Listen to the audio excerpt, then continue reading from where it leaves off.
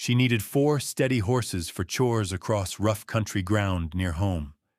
Instead, one sale revealed 47 unwanted donkeys, creatures neighbors dismissed as worthless mouths, certain to drain feed, money, patience, labor, fencing, water, plus every ounce of common sense.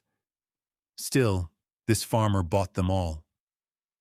People watched trailers leave convinced pity had beaten judgment, while an impossible burden rolled toward her gate.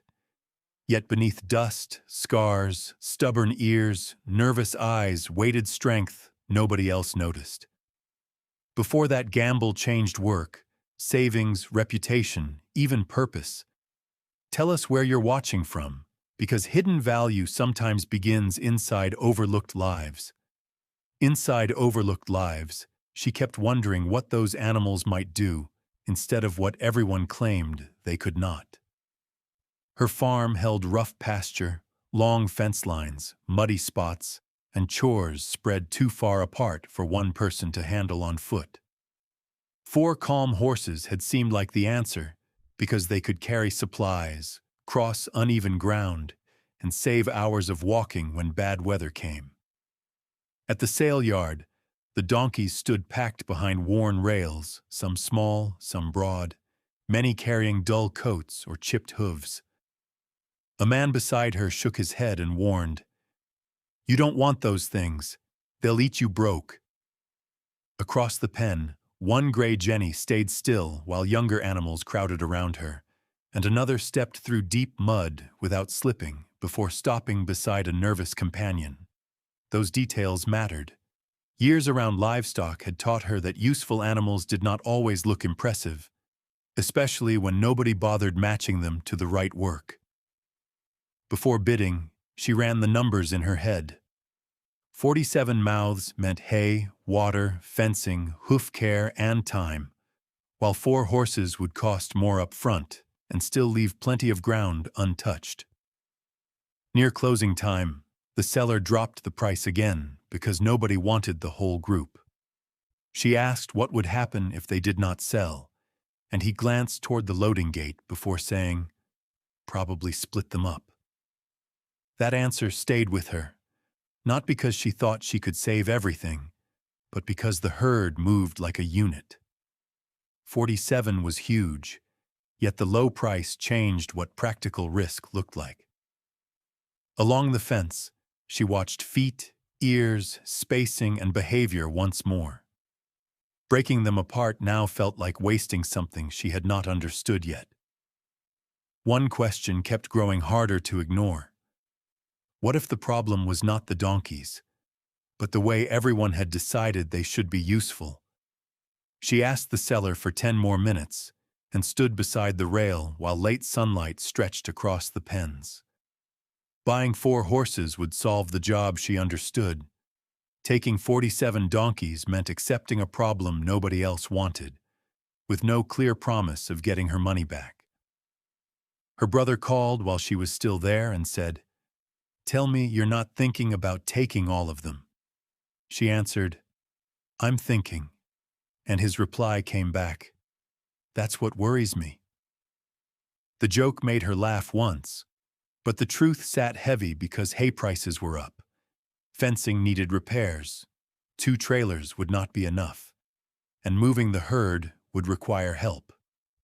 Even cheap animals could burn through money when the count got big. Still, she kept noticing strong feet, calm pairs, alert ears, and animals that watched before they moved. None of those signs guaranteed success, yet together they suggested the herd was not useless, only untested. If you enjoy stories about rural people finding value where others see none, subscribe to the channel. This was where her gamble stopped being an odd idea and became a real decision. When bidding opened again, nobody raised a hand until she did. The seller stared straight at her and asked, "For the whole group?" Her answer was simple, "All 47. Several men near the gate turned around, and someone muttered that she had lost her mind, but she let the comment pass. By dark, papers were signed and transport was being arranged. On paper, the price looked small. Outside that office, 47 bodies waited for fencing, water, hauling, and care. Then the real cost began. Before sunrise, the first trailer backed through her gate, and the donkeys spilled into a holding pen that suddenly looked far too small. Water troughs emptied faster than expected. Loose boards became escape routes, and one gelding kicked through a weak panel before breakfast, while 3 others brayed because they could not see the herd. By noon, she understood why people had laughed. Feed disappeared quickly. Hooves needed trimming. A thin Jenny carried a cough, and another showed an old scar along her shoulder. Several animals refused to move unless the donkey beside them moved first, turning every chore into a chain of smaller problems. Her neighbor leaned over the fence that evening and asked, "Still think you got a bargain?" She wiped dust from her face before answering, "Ask me later." For the next 2 weeks, she stopped trying to make them behave like horses, and that choice changed everything. Instead of forcing each animal alone, she moved them in pairs, widened narrow gates, shifted water closer, separated nervous animals from pushy ones, and watched which donkeys chose the same paths across rough ground. Slowly, patterns appeared as they wasted less feed than she feared and kept steady footing on slopes where heavier stock churned mud. Several learned routines quickly, especially when she stopped rushing them, while even the stubborn ones often paused to study something before stepping forward. None of this made the work easy. Bills still came, fences still broke, and 47 animals still needed care every single day. But chaos was becoming a system she could understand. For once, a practical path seemed visible through the mess. One cold morning, while moving supplies toward the back pasture, she tried something different with 2 calmer donkeys. That small test changed the farm. She loaded 2 panniers with fencing tools, mineral blocks, and a coil of wire, then led the pair toward the back pasture. The donkeys picked through rocks, crossed a washout, and climbed a narrow slope without fighting the load. By the time she reached the far fence, she had saved herself 2 long trips on foot. That gain mattered. The next week, she tried another job. Brush had taken over a rough corner where machines could not safely reach, so she turned a small group into the patch instead of paying for clearing. They ate weeds, thistles, and coarse growth the cattle ignored, opening space one bite at a time, day after day, without burning fuel. Soon, the numbers started making sense. Fewer fuel runs, less hired labor, more usable ground, and supplies moved without starting a tractor for every small task. The donkeys still needed feed, trimming, shelter, and care, but their cost no longer stood alone because they gave something back. Her neighbor noticed first and asked, "You're actually working them?" She answered, "Every day," as a pair carried posts along the ridge. Then he muttered, "I'll be damned." No dramatic miracle changed her mind. Fit mattered more. Horses might do some jobs faster, but these animals handled rough footing, simple loads, brush, and routine work with less fuss than anyone expected. That became the lesson she trusted most. Something can look worthless when people keep asking it to do the wrong job. By late summer, the back acreage was cleaner, walking trips were shorter, and daily chores took less time. 47 donkeys had not become perfect workers. They had become a flexible herd with useful roles. For the first time, her strange purchase looked like planning, and those small uses kept adding up. By fall, the farm no longer looked like a place carrying 47 mouths.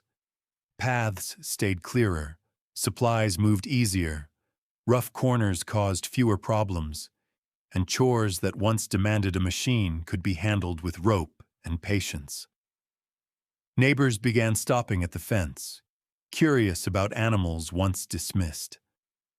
One man asked whether two donkeys could help clear brush behind his barn. Another wanted to know how she taught them to carry tools, while the neighbor who called them worthless watched a gray pair cross the ridge with fencing supplies. She never bragged. Instead, throughout those months, she kept records of feed, hoofwork, saved hours, fuel, and jobs finished without extra help.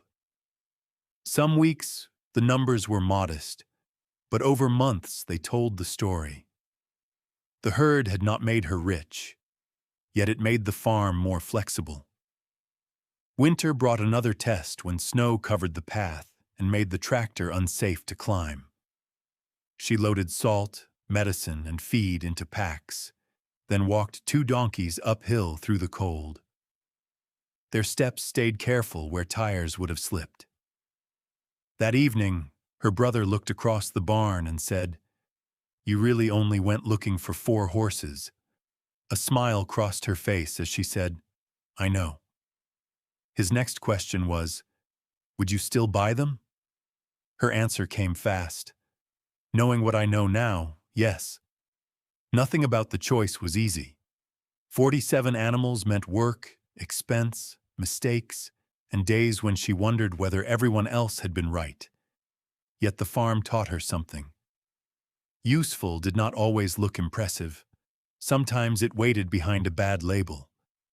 What began as a strange purchase had become quiet proof that patience, observation, and fit could turn an unwanted herd into working value. Working value was never about proving everyone foolish.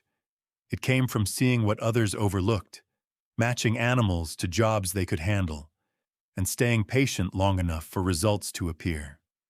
She went searching for 4 horses and found 47 lessons instead. Subscribe here for more stories from rural America.